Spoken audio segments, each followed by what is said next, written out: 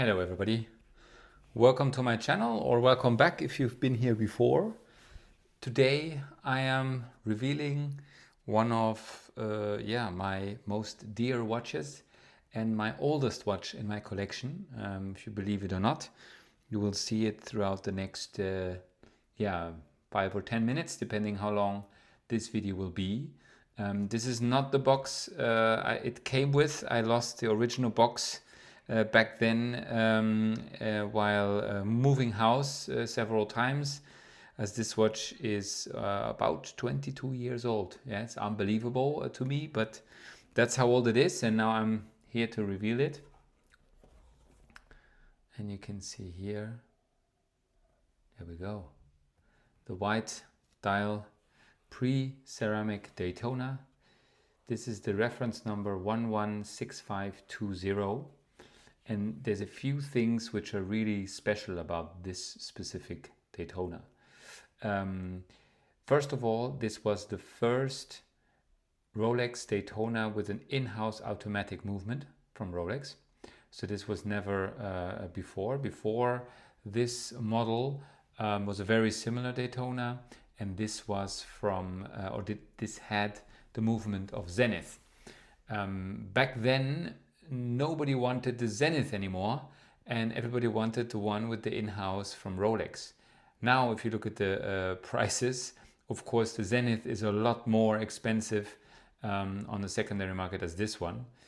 So it's always quite interesting how things change through several years in the watch industry. In the end, none of us know which watch will be a hype watch in 10 or 20 years, or a not only hype, but a difficult watch to get, or a watch where the price goes very well. But what I want to talk about today is about, as I usually do with my channel, reveal my watches bit by bit, talk about the owning experience, the buying experience, and then close it off with a new video idea with which I would like to compare this watch. I've not worn this watch several years now, unfortunately. Reason for this is I don't really know. The reason is I'm wearing other watches. It's not because I'm babying it or something like this. It's just because I wear several other watches. And when I bought this back then, actually this was a present, but when I got this back then, I didn't wear another watch for I think 5 years. I only wore this watch every single day. No matter what I was doing, I was wearing this watch, and I don't think you can see it. Yeah, so I must admit, so here you can see the old clasp. It's quite scratched. I must admit, about, I think it was more or less 10 years ago. Yeah, more or less 10 years ago, I made a service for this watch and polished it a little bit, or let it be polished. If it were today, I would not do this again. Back then, it was not such a taboo topic to polish a watch when it was serviced. That is today a lot more taboo to do than it was back then. So today I would not do this anymore. But in the end, I think this watch is really beautiful. So you can see here something, I don't know if some viewers know, so I would be curious to know your experience. So you can see this is the older clasp, but still, I mean, this is 22 years old. I can't believe back then it was already so premium. And what you see here is I have already the half link basically, yeah, which you can make smaller and bigger.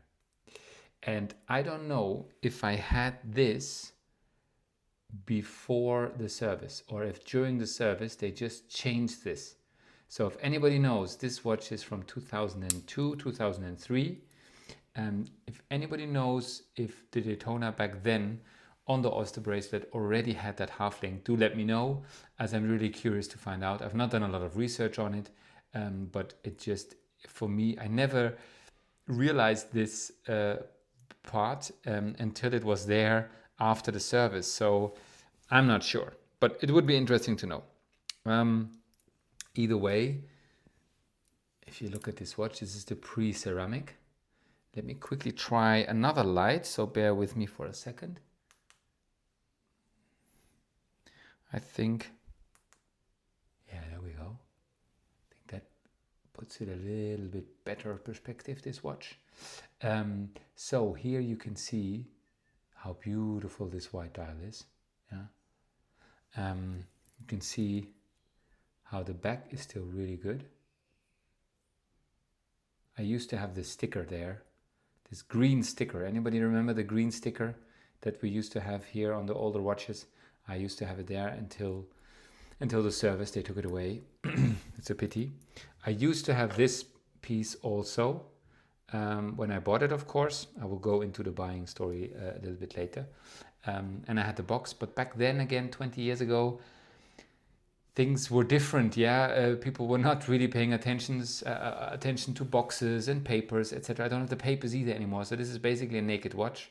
But as I never intend to sell it, it's a very close to my heart watch, which I got as a present, and I will never forget this watch and how I got it. And already when I got this, it was already a hyped watch. Of course, once again, 20 years ago, the watch hype was all a little bit different than it is today. But anyways, it was not easy to get. People were only getting this like it is nowadays, who have a good history with the AD, or who were spending lots of money on jewelry or something like this. That was the case back then.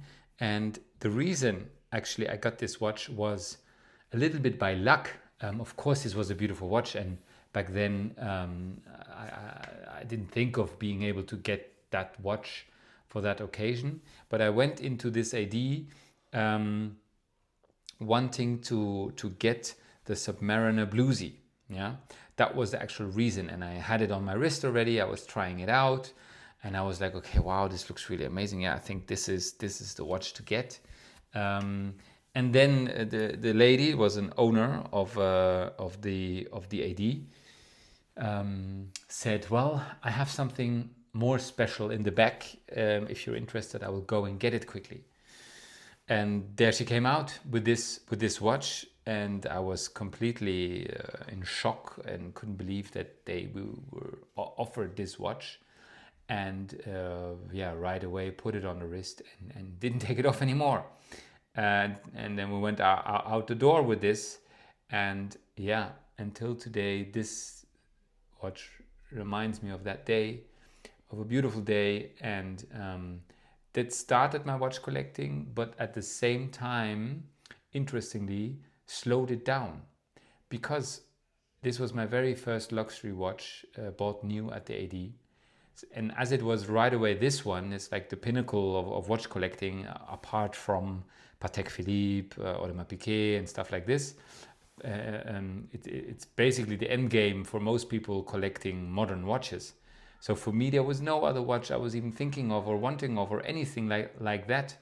And that's how, I started to, or basically stopped collecting, and was more towards sports watches like G-Shock, etc. I also have some videos of my G-Shock collection that is left. Also, so if you're interested, do check it out. To come back to this watch, let me quickly put it on the wrist so you can see how it looks on a 18.5 centimeter wrist. Let me see if I put the right size. Yes, it's the right size. So here you see.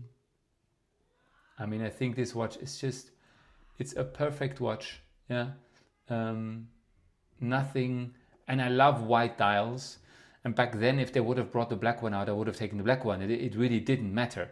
But the white one, it made me love the white dials even more. And until today, I really love wearing this watch. I haven't worn it so much the last few years because my collecting really started to take another level.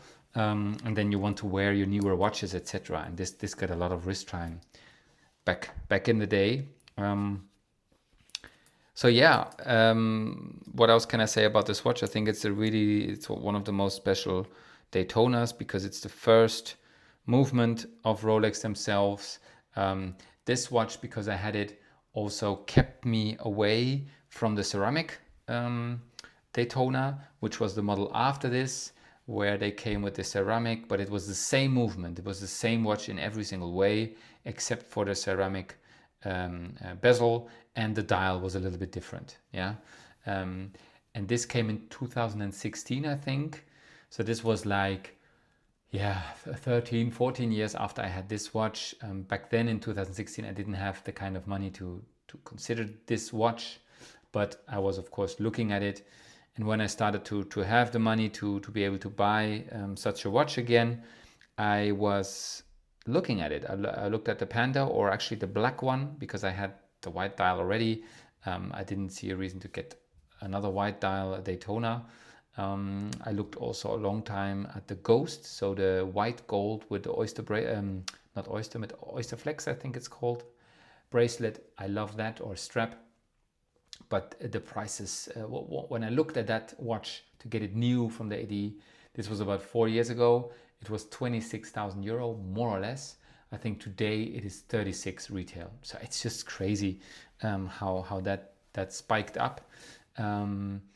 But yeah, anyways, to finish off a little bit this video, what I wanted to do also is make a comparison of the new ceramic Daytona in black dial, the one that I have, and I have unboxed and made several videos on my channel. Maybe this is a good point. If you like what you see until now, you're here about 11 minutes. Do give me a like and subscribe. I've never asked this before, but it is and will stay a hobby. But I found out through some YouTube videos that if you ask for this, your likes and follows will be double what it is. And it's always important to ask at the end of your video, not at the beginning. So if people like what they see and they stay until the end, they are more likely to subscribe and like. So that much is said. Feel free to do that if you want. And what I want to do next is about this watch. I have more or less 1 year now. Actually pretty much exactly in a few days it's 1 year that I have the black ceramic new Daytona of 2024, and or 2023, I think it was released, if I'm not mistaken. And I would like to compare them, because something that is very different is especially here, the lugs. This is very different on the new ceramic versus this model. And this model, the older ceramic one, so the pre-2023 or 2022, whatever it is, you will know if you know about Daytonas. That one has the same case. And the new Daytona has kind of the white gold case. But also in steel it's the same case now. So that's pretty cool. And that made me think of the Daytona again. So only 2 years ago. If you're interested in that story, I'll try to link at the end of this video that other Daytona unboxing, because it was really great experience, and it just complements this one so well. It's a white dial versus black dial, pre-ceramic versus ceramic, the old or the older movement and the newer movement. So it just made it perfect for me to get it and get the black one. So I'm really happy about that, and will probably, once I have them on the same location, I never have more than 1 or 2 watches with me, but I'll try to make a video of that. If you're interested, do let me know if you would like to see that. Ask me any questions you have about this watch. I think it's beautiful until this day. It's a modern, it's not like a kind of vintage watch yet. At some point it will be, but I think that is a while to go. So yeah, I hope you enjoyed this. I did. It was great talking about this beautiful watch again, and for the first time actually revealing this. So thanks for watching, and see you next time.